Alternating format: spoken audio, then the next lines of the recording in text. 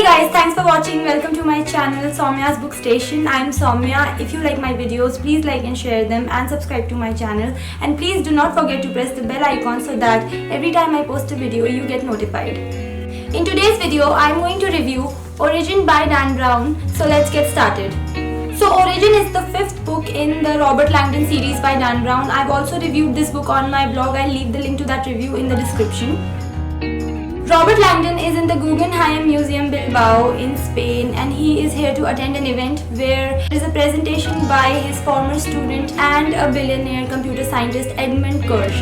Now Edmund Kirsch is an outspoken atheist and he refutes the existence of God completely without any fear, so he's a controversial figure of world renown. Now Edmund has apparently found the answers to the two most fundamental questions of human existence, that where do we come from and where are we going, and he is going to unveil his discovery in this presentation, and apparently the implications are going to be great for the religions around the world. But before Edmund Kirsch is able to announce his discovery, something terrible happens at the event which shocks everybody, and Langdon finds himself caught up in an adventure along with the museum director Amra Bidal, where they both have to find out a particular password which can help them unlock the discovery of Edmund so that they can show it to the world. So this is a thriller where Robert Langdon and Amra Bidal try to best an enemy who is there at every step trying to make their task very difficult.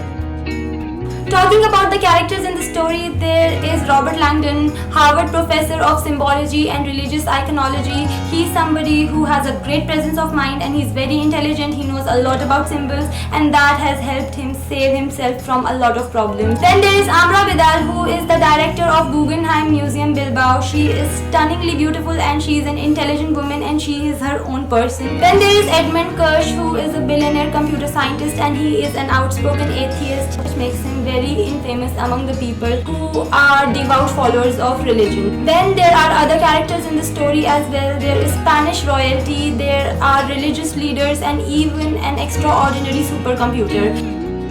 So as somebody who has read all the Robert Langdon and Dan Brown books so far, I can tell you that his books follow a particular pattern, and this book was no different in that regard. A lot of description goes into a Dan Brown book. I think that is his speciality. So I was expecting the book to be descriptive. A lot of pages are just dedicated to the descriptions of the churches, cathedral, and the museum that these people visit. And a lot of pages are again dedicated to the scientific discovery of Edmund Kirsch. So that takes up a big part of the story, and I felt that sometimes these descriptions overshadowed the story in itself. This book took me the most time a Dan Brown book has ever taken me to finish. I thought that I'll be able to finish this book maybe in 2-3 days, but it took me 5-6 days instead. It wasn't like that I went into a reading slump, but I was kind of close to it. Although the story was interesting enough that it pulled me back right in time, sometimes it took a little more time to get back on track. One thing about Dan Brown's writing is that despite all the details that he gives in his books, he never really lets the reader get bored. He always pulls the reader back.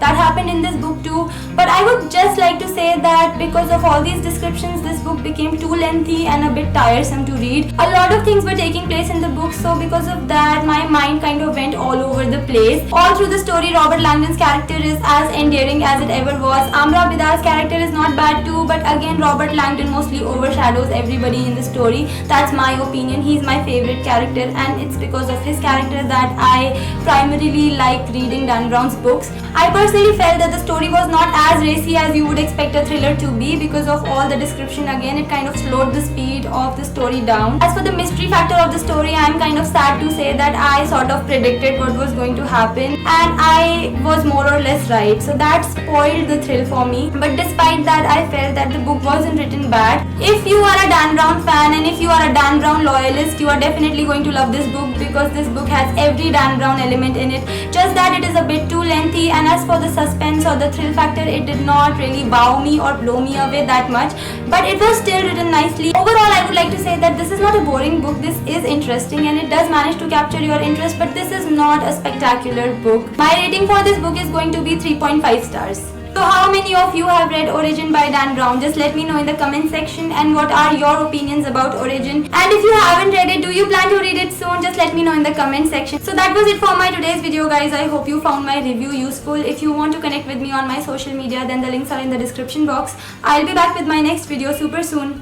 Bye.